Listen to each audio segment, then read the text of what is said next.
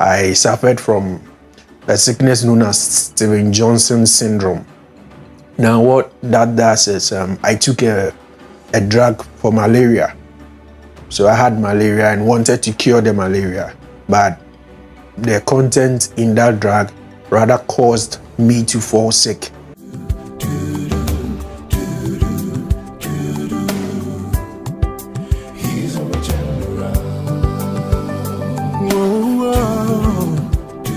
Turn around. Turning point. Yeah. He's a turnaround.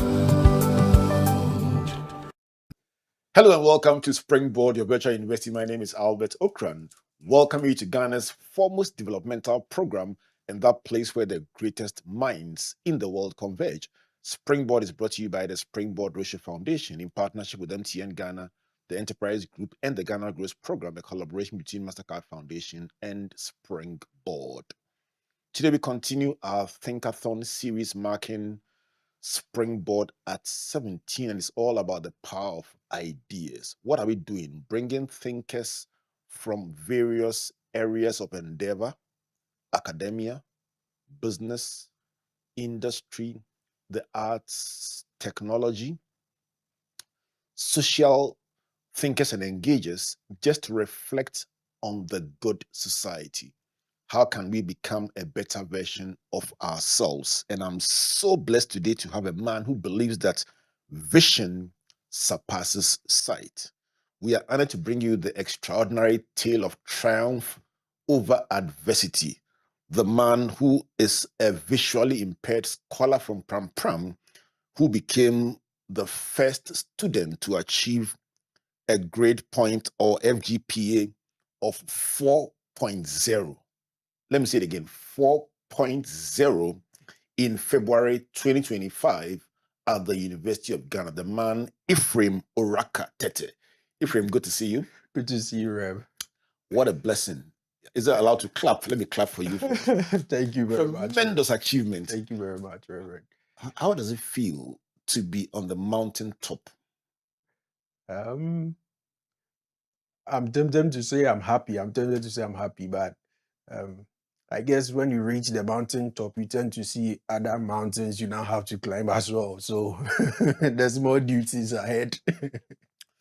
For many people, the achievement of a 4.0 FGPA is a phenomenal achievement in its own right. The first time in the University of Ghana, my alma mater, in over a decade. That is a record in itself. But permit me to add that coming from a visually impaired person makes it extra sweet in terms of what it took. How much of you did it take to achieve such a great feat? Maybe on a scale of 1 to 100, I would say maybe 50%. Wow. Yeah. Why would you say that? Okay. Maybe someone would think that maybe I should probably have always been studying or so dedicated to my books as in the 100% of it, where I don't have time for other things. But that's not the case. I equally had time to engage in any other thing I wanted to. So that's why I would say 50%. The only unique thing for me would be, so maybe I would touch on that whilst on my story, but the only thing unique for me was that I learned how to learn, in quote. So that's what made it easier for me to go along the journey with that 50%, so to say. For the benefit of everyone who is just trying to wrap their minds, even when I say visually impaired, I still think some people can't relate. Let me go back to how it all began. Growing up, what kind of person were you? Okay. So growing up, I was normal Alajo boy, as stubborn as I was, climbing walls, playing football, doing all that. I did that, so I went to Faith Christian Academy, which is at Kotubabi. So the neighboring environments around Alajo is Newtown and Kotubabi. So these are areas I know went those to places very well from my printing days.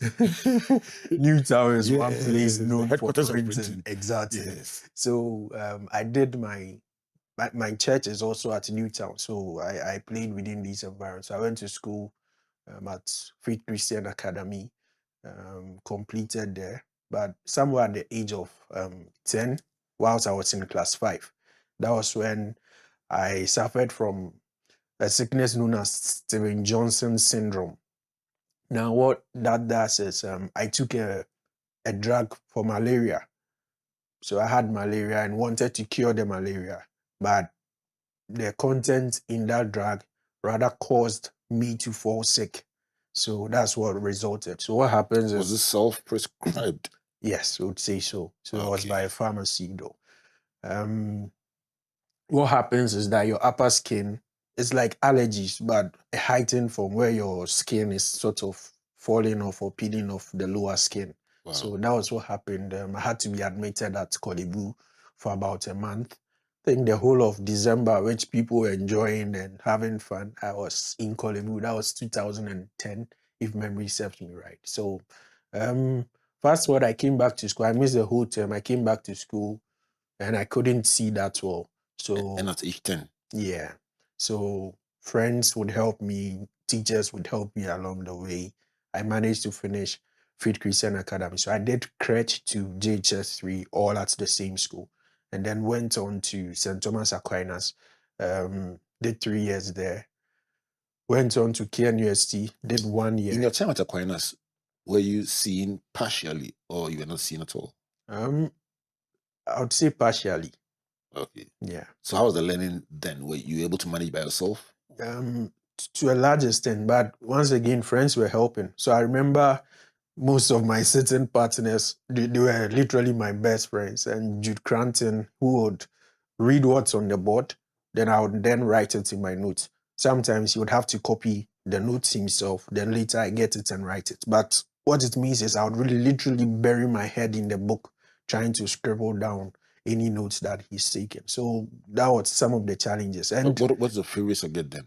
the ironic thing was I was doing visual arts, and that seemed like, well, you have an eye problem, so why should you be doing a course that is actually visual? But since childhood, I think KG, I was so good at drawing, or I was so good in the arts, creativity when it comes to things that are creative. So I just wanted to do visual arts.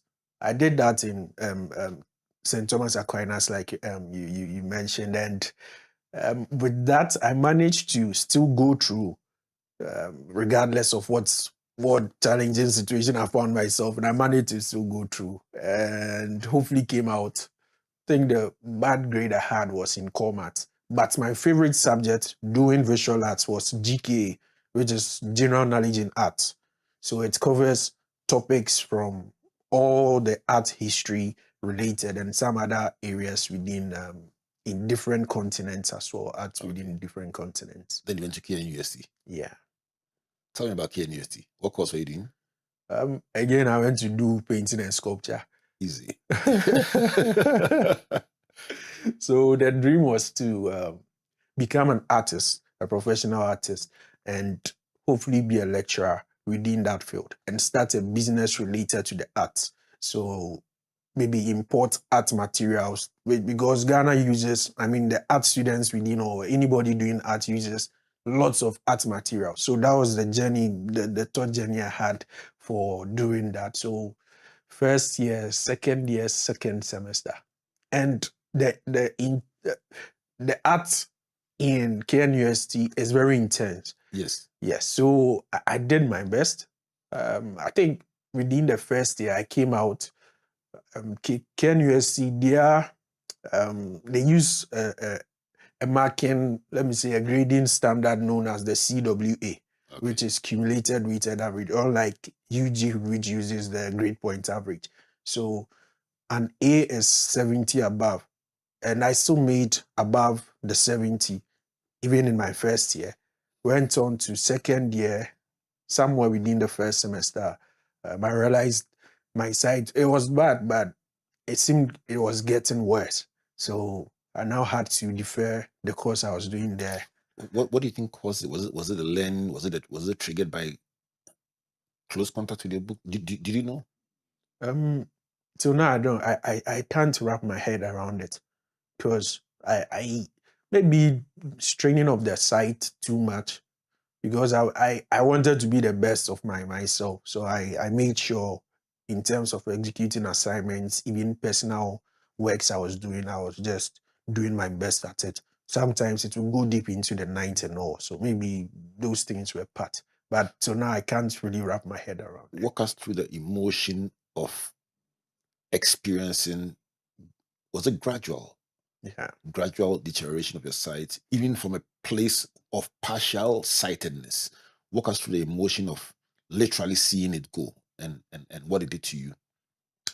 Um so I remember often I would go to class, if for nothing, when the signing list comes around, I would have been able to sign, but it got to the point where I couldn't see the names. So it means I would then let someone sign for me, write my name and sign.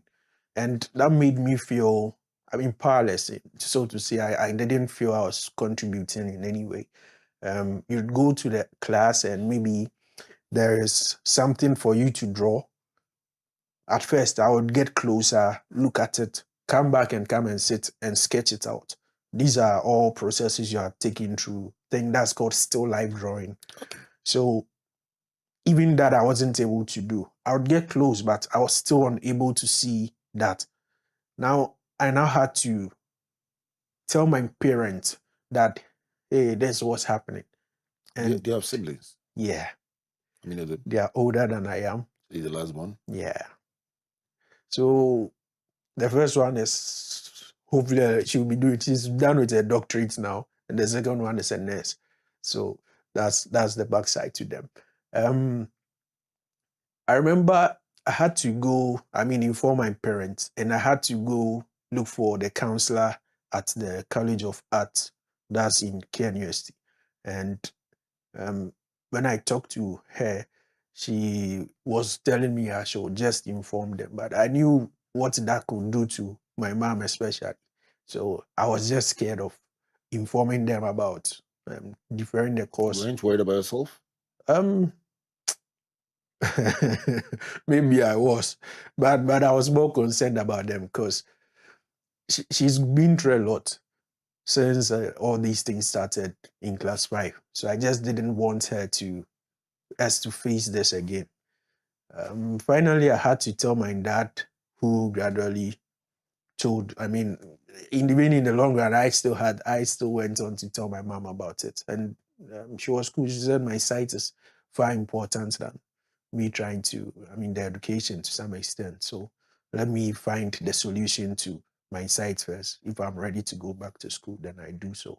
So that was what happened. That's some of the emotional stuff. I remember crying before a lecturer, telling him, explaining him what exactly I was going through, and he was asking me, I mean, what's keeping me? I remember I sang a song for him, and then I didn't even know the lyrics of the song. That my faith has found a resting Oh yeah, place. I need an argument. I need Exactly. yeah. Right. That's what's transpired that day. And a big thanks to all those who supported me. I still have friends from KNUST who still I still have that friendship with. So all thanks to each one of them as well. Wow. So you deferred the course officially Yeah. and walked out of KNUST. Did you think you go back there again? Yeah, I thought I would. I And really what happened thought I would. next? So I sought medical attention, went to a number of hospitals trying to see what could be done. Think at one of them, they said it's possible to work it out. They'll do what is called a cornea transplant. So the eye, the covering on the eye is what seems rough. And it is for that sake, maybe they want to change the cornea. So it would mean they would put something like an artificial cornea on the eye, and that would make you see through better. But the complication is that it's a 50-50 chance. So once it doesn't work, it means you are losing your sight if it's successful. But the eye equally comes with what I went through from the Steven Johnson, it comes with its own complications. So for instance, my lashes, they don't grow outward, but they grow towards the eye. So it would mean consistent, what they call epilation. You have to take out the lashes so that they don't rub over the cornea.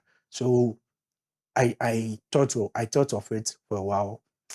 Told my mom, I mean, I've seen people go through school without necessarily having sight. So let me opt for that. Try seeing if that will equally work for me.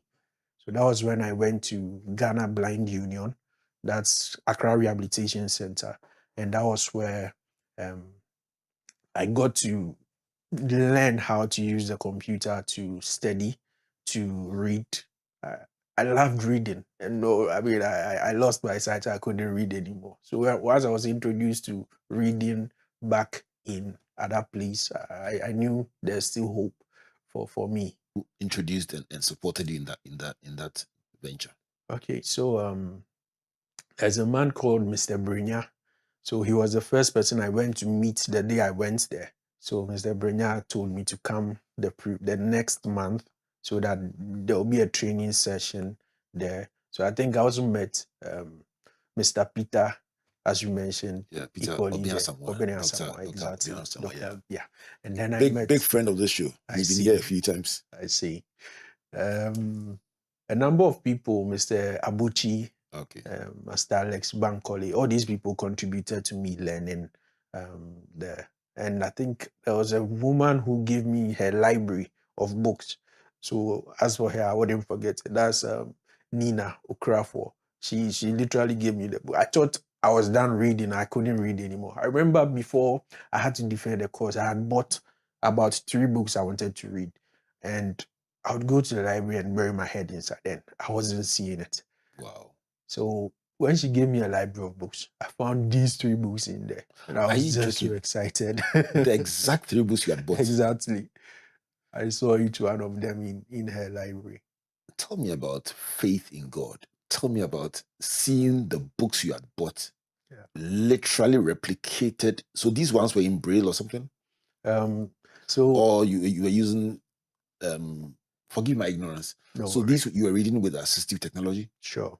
Okay. Tell me about them. So it's the norm that, let's say, anybody who doesn't see should probably be able to use a braille or read a braille.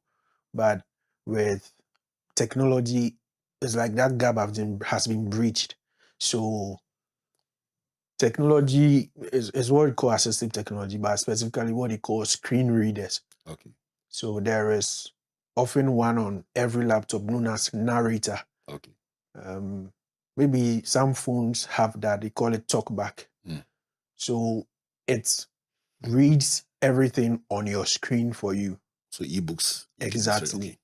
So those ebooks were what I was referring to. Okay. So they were within her library, and I got to reread those books.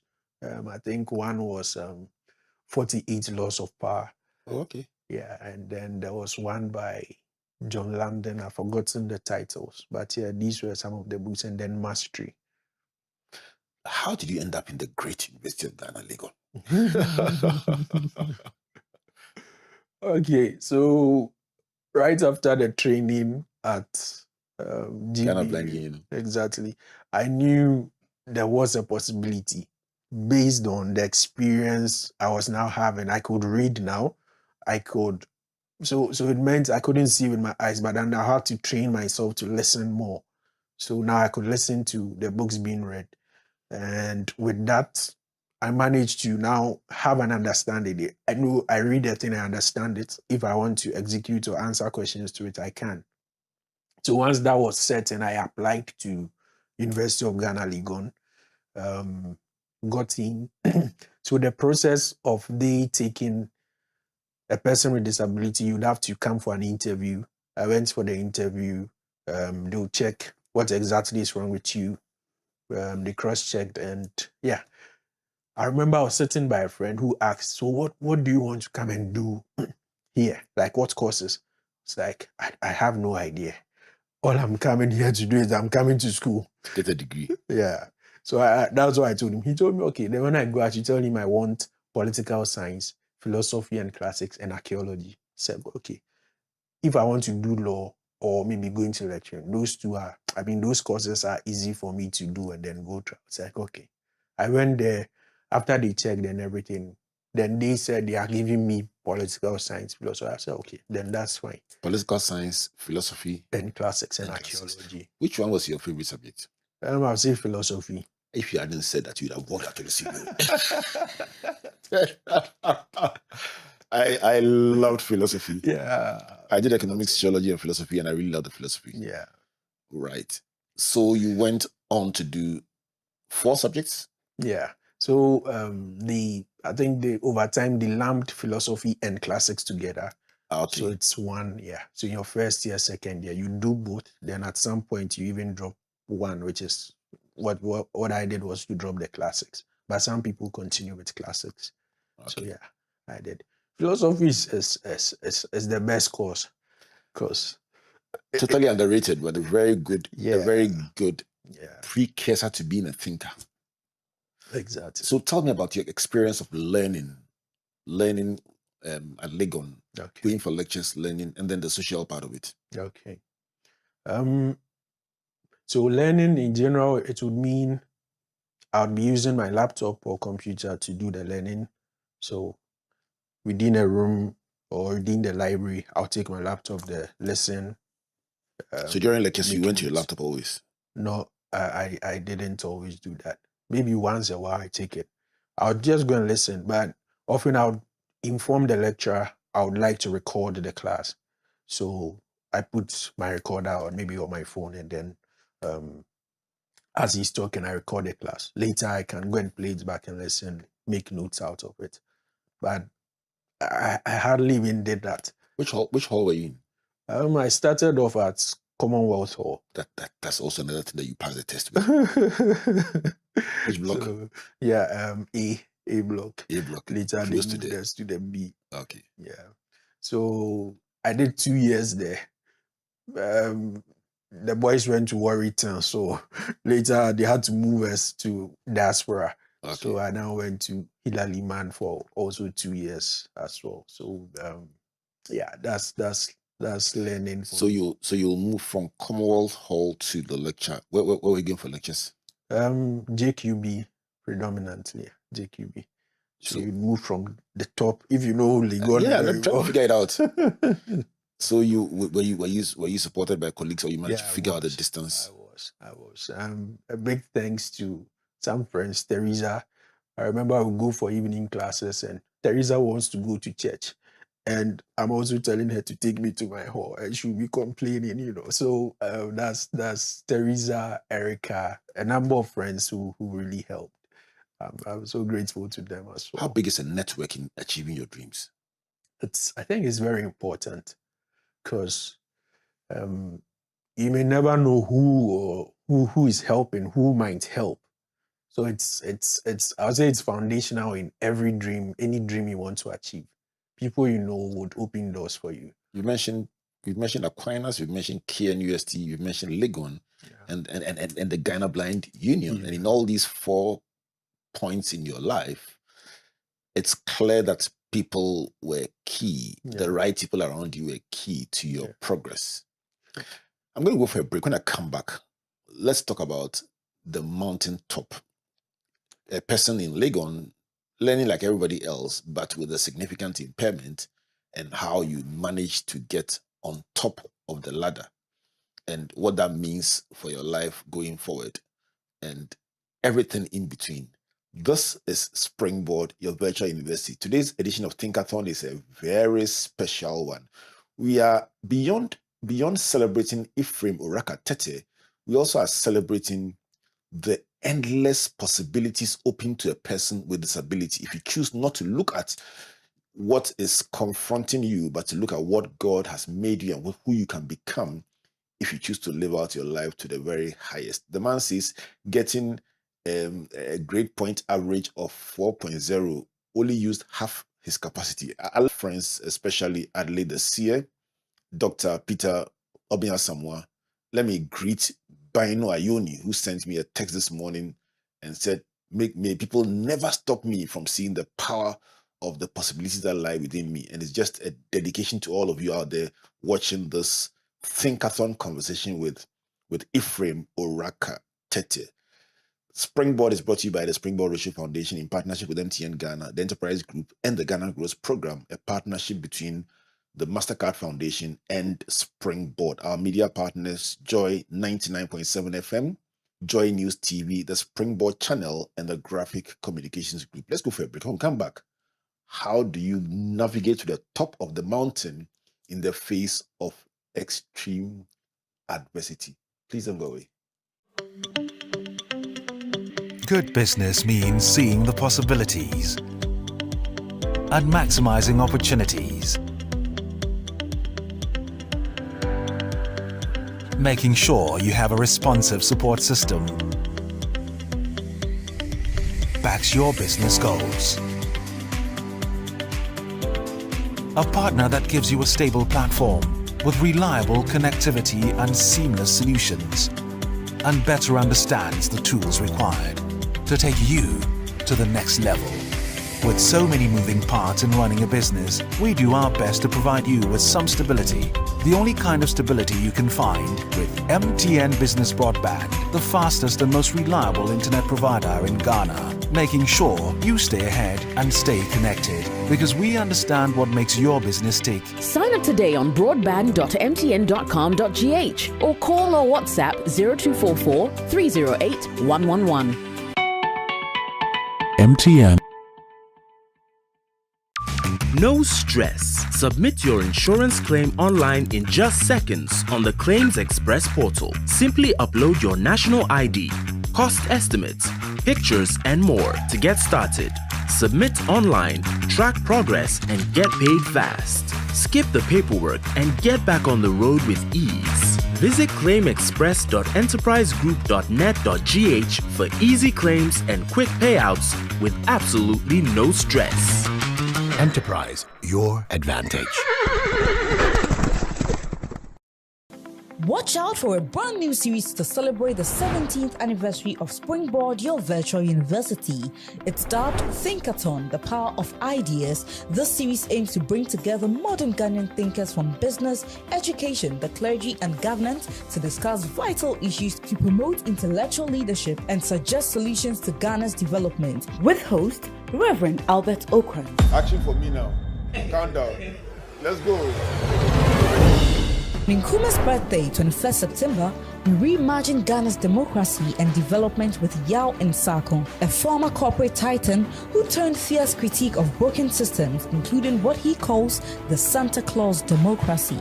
Today, in your village, somebody born into a madhouse, can they become Reverend Albert Okran in one lifetime? That's the question we must ask ourselves. And if they cannot, then what we are saying is that we have built a Santa Claus democracy in which the poor will remain poor, give birth to the poor, and their poor children will keep giving birth to the poor. Don't miss any of these episodes on Springboard, your virtual university, on Sundays at 7 p.m. on Joy 99.7 FM and Springboard channel on YouTube. On Joy News, it's at 9 p.m. It is Thinkathon, the power of ideas.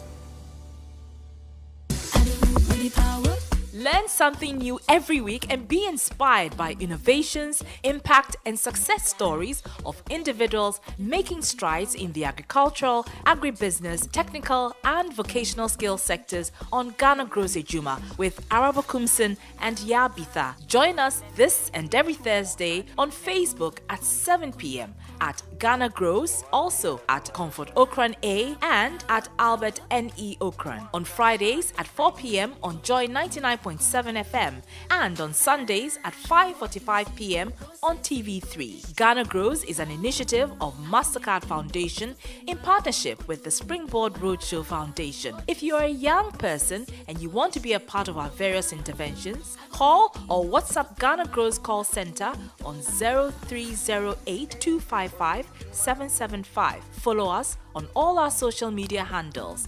Ghana Grows Ejuma. Hope Day.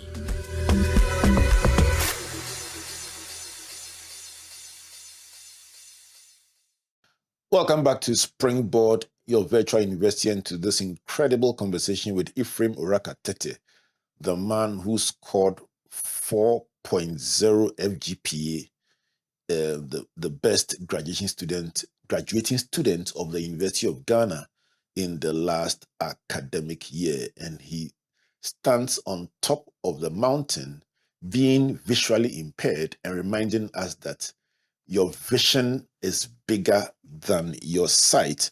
Let me quote from Helen Keller, who says the only thing worse than being blind is having sight but no vision. And that is something that Ephraim is saying, the vision, it is bigger than the sight. Well, Steve Wonder, who many of us know here in Ghana, says, I have a dream that is worth more, much more than my sight. These are the thoughts of people who have navigated similar adversities or impairments and gone on to do big things with their lives. Springboard is brought to you by the Springboard Roadshow Foundation in partnership with MTN Ghana, the Enterprise Group, and the Ghana Growth Program. Let me give you some tips first from the Enterprise Group that is reminding you about the need for a personal pension plan.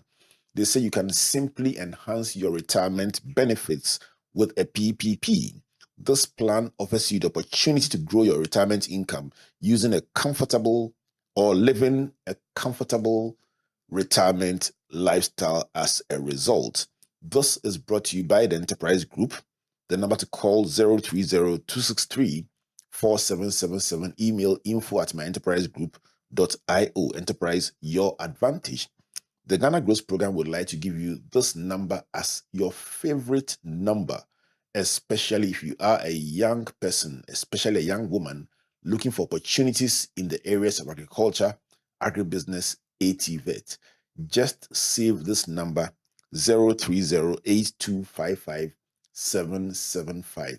When you call or WhatsApp, tell them what is new on Ghana Growth. You will find out either a career clinic is going on, Empower 360 is going on. They will send you regular SMS messages about latest trends in the industries and so much more that you can be a part of. Don't miss out on Ghana Growth, the biggest thing happening in this country right now. Just save this number and get in touch.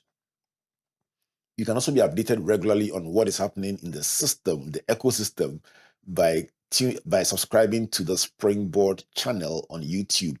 It will show you back copies or editions or episodes of this virtual university. Talking about episodes, if you haven't subscribed to the Albert Okran podcast yet, please do, because you can literally listen to the Springboard virtual university editions from 2008 when it all began 17 years ago. Don't miss editions like Pastor Mensaltable, Archbishop Charles Gabriel Palmer-Buckle, Dr. Ishmael Yamson, Bishop James Sarr, and many more that will really inspire you and give you the impetus to pursue your dreams.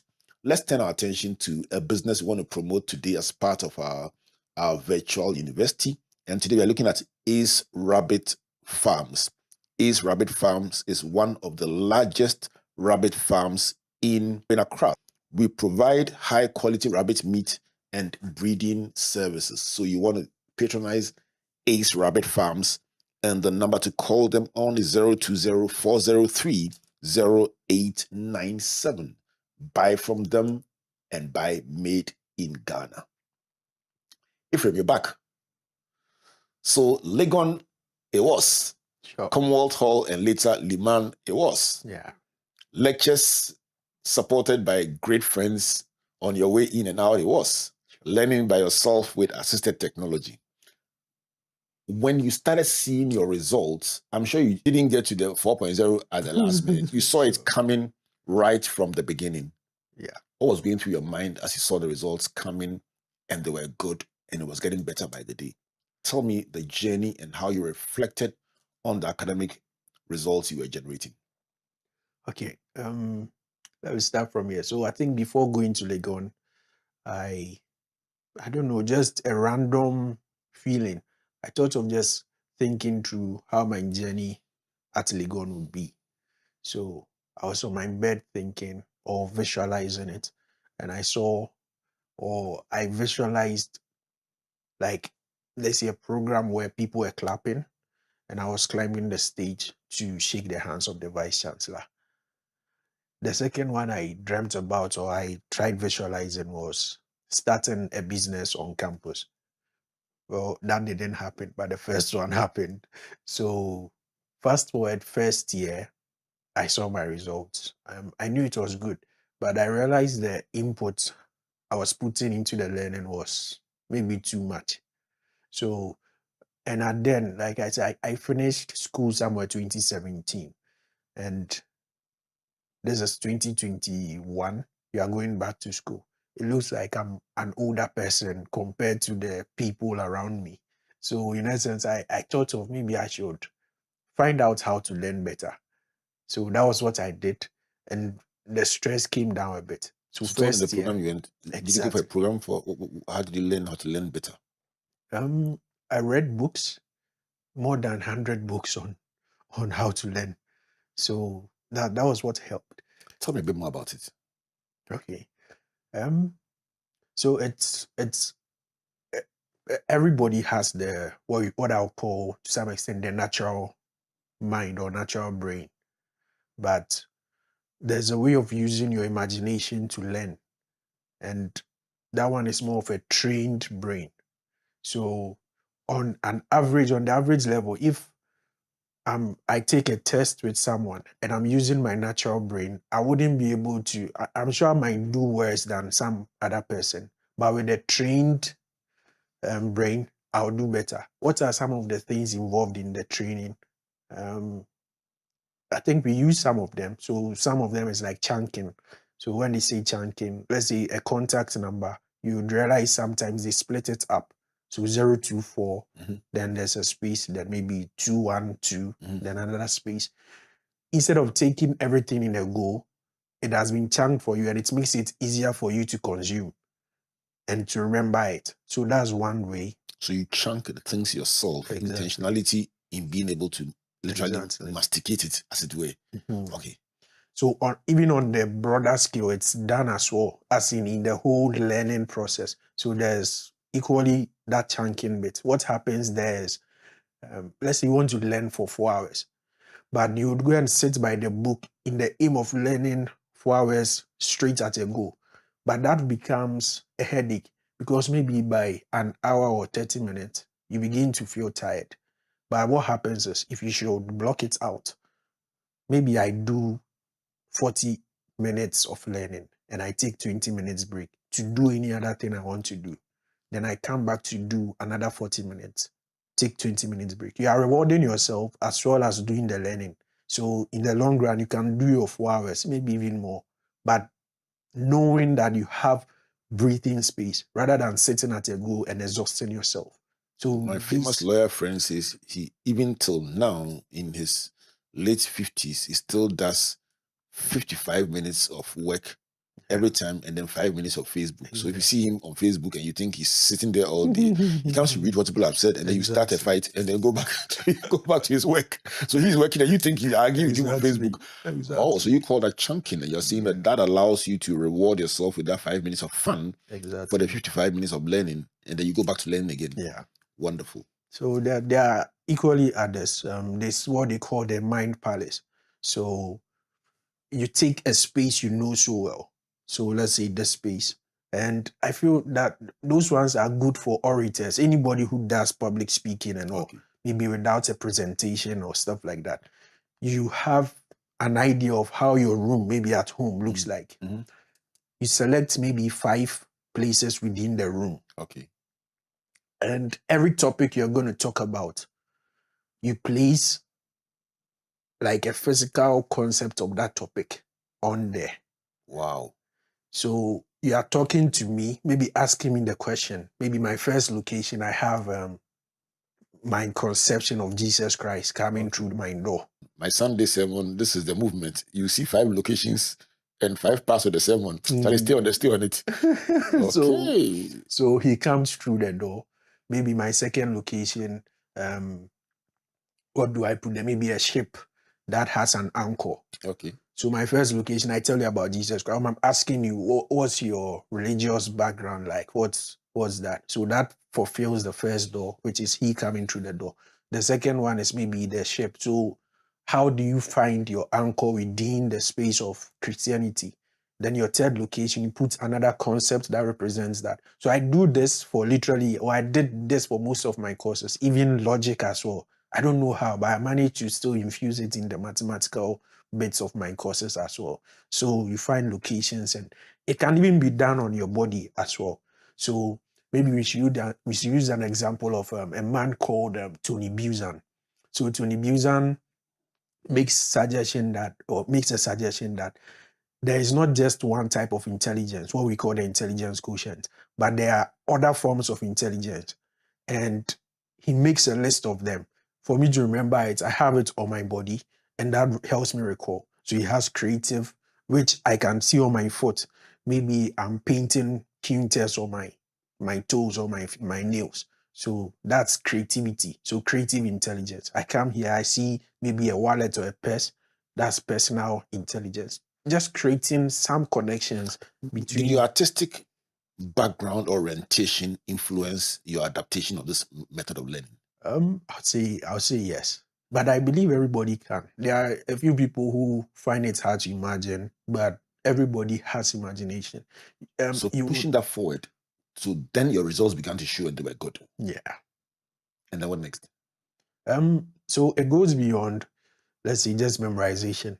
Now, I realized even in analysis, I could do analysis better. I would read philosophical works, and it's like you have a mental picture of everything. So you know that this thing is inconsistent with the pattern I'm probably seeing. So it played a major role in. Do you think we should change the way we educate people? I think so. Because your visual impairment aside, I mean, these are assets that everyone can benefit from, especially some people that have learning challenges. I have a feeling this could revolutionize their lives. Why not on adapting this on a mass scale? Why not? There's a question almost all the authors I read keep putting across, because it's like these things are ancient. As far back as 2,000 years ago, these things were there. And it looks like the knowledge is there, but yet still our education system is not really letting it sink through. So honestly, I can't really tell why it's not being adapted. Maybe partly because of the idea of what they call rote learning. So rote learning is when you are repeating consistently. Chewing baba. Exactly. Now, to some level, you would see that equally links to rote learning, but it doesn't. Why? Because one, it's training your imagination for you to be creative. Like I said, it's improved my analysis of issues as well. And maybe to top up, there is definitely a distinction when it comes to how the curriculum is now to back then. At first, they wouldn't encourage you to do rote learning. And they would encourage you to do more of rote learning. But now they are trying to shift from rote learning. But there is nothing you can do that doesn't involve memory. If I've been taught in class to maybe theory as a medical student, I definitely need that memory or need to have that idea if I go to the practical space. So fine, memory is being taken out, but this would allow people to easily use memory to assist them in any other thing they do. So maybe, I don't know why it's not being adapted. Let's go on to your graduation, that big day. Yeah. How did you feel? You dreamt about it. Yeah. Let me give you a quote. Before we even go to the graduation, let me give you a quote. Jonathan Swift, he says, vision is the art of seeing what's invisible to others. So you, before you went to Legon, saw what no one else could see, that there will be a day you stand on the stage and shake the vice chancellor's hand. Sure. That day happened. How did you feel? Let me say it happened 3 times. Okay. In my I was in 3rd year, and there was an award ceremony. And I think the award for the best continuing student within UG. So during that award ceremony, I saw those who had graduated at the time. They received their awards and all, and I got an award then. Now I think I received a handshake from one lecturer from the education department. I was like, my dream hasn't come true, but I know it would happen someday. Fast forward, on the day of graduation, I think it was the chancellor herself that was there, and I shook her. Later, it was arranged for me to actually meet the vice chancellor and give her a shake. So it happened 3 times, and each of them was similar to what I felt the day I imagined it. Let's talk about your parents, your family, your mom and your dad. Yeah. Especially your mom, that you were concerned about how she feel in the light of all you were going through. How did it feel for them the day you were on the pinnacle? So on the day she didn't want to go. I don't know why, but she didn't want to. But last me, I pulled her along. So we got there. And I think partly, UG graduation of late, you would have to take just 2 people in. And I had given one to my pastor, one to my dad. So she didn't know how she would fit in if she goes there. So finally, I still took her along. Fast forward, she gets in as well with everybody, and everything happens. She was talking to one of the people interviewing, and I could see her crying. And it was pure joy for her that day. I was equally very happy that I had attained something that could make my mom and my dad equally proud. Give a shout out to them. Yeah, big shout out. They've been very intrinsic in my journey. Mention their names. So Reverend Ephraim Ayeh Oracca-Tetteh, and then mention the full name. Let's what you think, I saw it. And then your mom. That's Naomi Oracca-Tetteh. So yeah. Peter and Naomi. Yeah. They must be very proud watching you and listening to you today. Yeah. Tell me, way forward, what's next for you, Ephraim? Okay. So I'm working on a book. It's done. I think last week Friday I received a call that the National Council on Curriculum and Assessment were done with the letter of approval. So hopefully the book will be out maybe in the course of the year. What's it about? It's about using the imagination to learn as well. So the title is Imaginative Learning for A+ Performance. Oh, great. Yeah. So that aside, that's more like a short term. So I'm equally looking forward to applying to schools. And I don't know, it's been my dream to just do everything down here. But it looks like things don't want to work out the way it wants to. So maybe I'd have to apply outside. I applied to UG again for the law school. Unfortunately, I didn't get in. These are all challenges sometimes, but how you would surmount it sometimes is the way forward, or that's the joy in the long run. So I didn't get in, but I'm hoping to apply to schools outside. If I get in a school here too, that's ready, I would equally go in for it. So the book that you've written, what do you want to achieve with the book? So the essence of it is, one, you can use things you already know to learn the new things you are learning. So that's the first idea. So the things you already know, like alphabets, you can use alphabets to create acronyms for yourself. Right. And you can then use that to do new things you are learning. So if I remember, there was a roig beef, maybe to specialize the colors of light.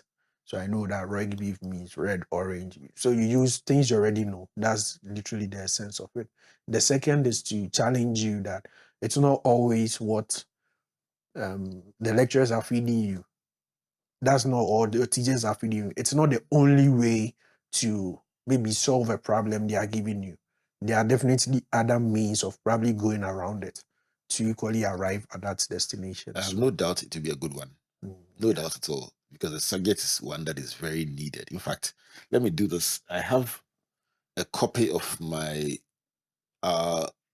when our first book became a bestseller, we wrote a book called Becoming a Best-Selling Author. Okay. So if you might know your content is world-class even before you publish it. So stretch out your right hand, let me give you those. Yeah, there we go. There we go. There we go. So let's shake hands. There we go. God bless you. Amen. Amen. Amen. So let this book also guide you in the positioning and the marketing aspect, especially because good content needs to be promoted. Yes. I'm going to send you a digital copy, actually. Okay. This is just symbolic. I'll send you a digital copy. Yes. So you can read it with the assistive learning and enjoy it. Sure. No stopping. There's no stopping. Thanks very, very I just love your story. Thanks very, very, very What would you say to persons with disability that tend to sometimes focus on the barriers in their way instead of the opportunities available to them. The barriers, honestly, they'll always be there. And what you do in terms of focusing on them would make you or unmake you.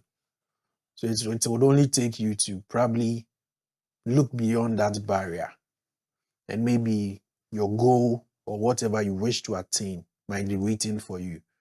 If I should have stayed back and said, I can't see now, maybe I have nothing to do for myself again, maybe there's no option out there. I finally had to go and find out what could be done. And that's when I went to learn what I have to. If I should have just focused on the barrier, I might not have seen those other opportunities. So maybe shift your sight from that barrier, look beyond to something else, which might be the goal, and you might be successful at that as well. So it's obvious because I can presume that in your work as organizing secretary and PRO of the Students with Special Needs Campus Association, these are some of the thoughts you shared with them. sure. You remind me very much of my friend Adelaide this year. She sat in the same chair and she just was unstoppable. She believed so much, and it just is encouraging. It's encouraging. Tell me, what would be the one big takeout, one big idea you would leave on this table for anyone who wants to live out their dreams, especially those who tend to be limited by one disability or another? My first maybe suggestion would be for you to be a learner. So find out or research more.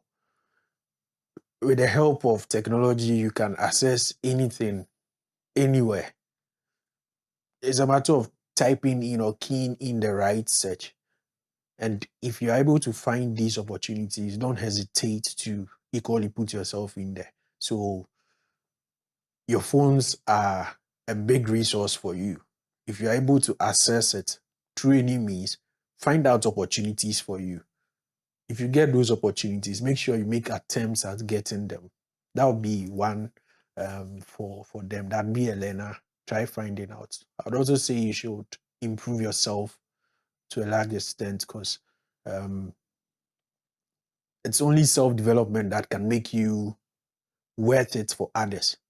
So find our situation makes us feel some way or puts us in a certain light. But if you're able to make something for yourself, there is no one who wouldn't like to associate with you or respect you.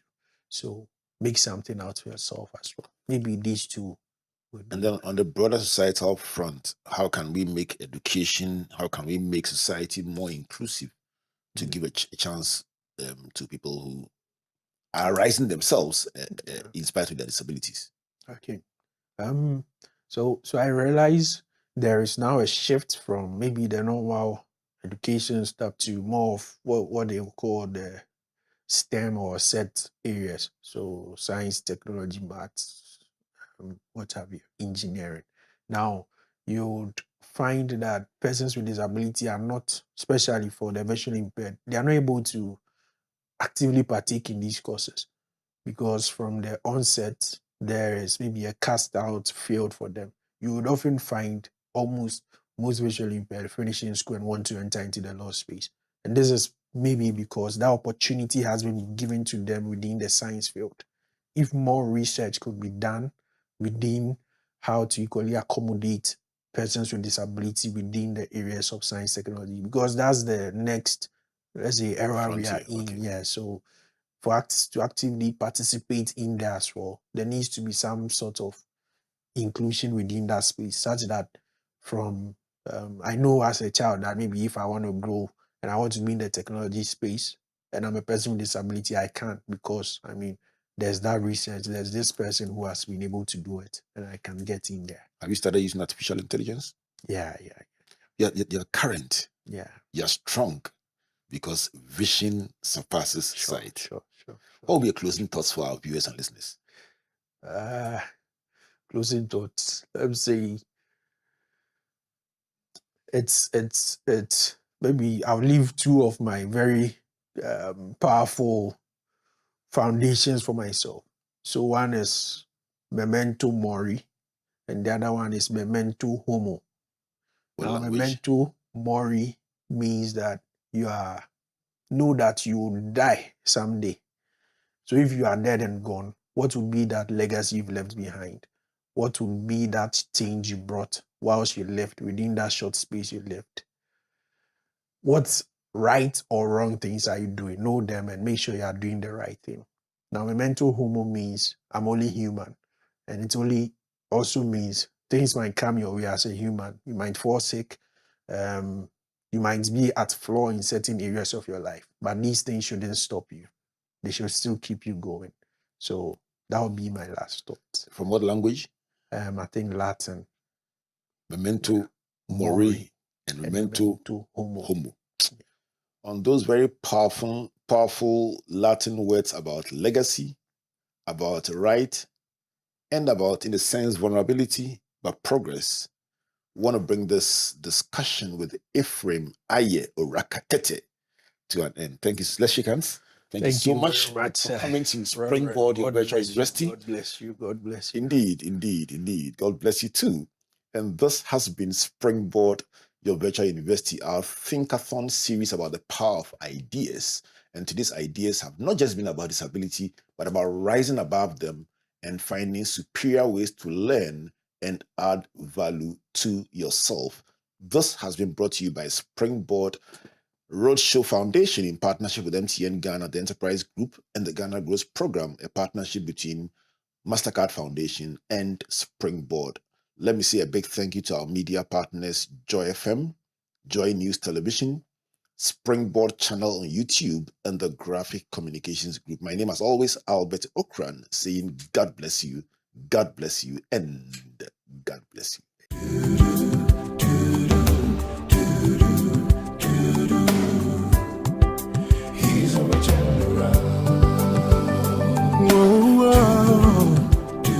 Turn around. Turning point. Yeah.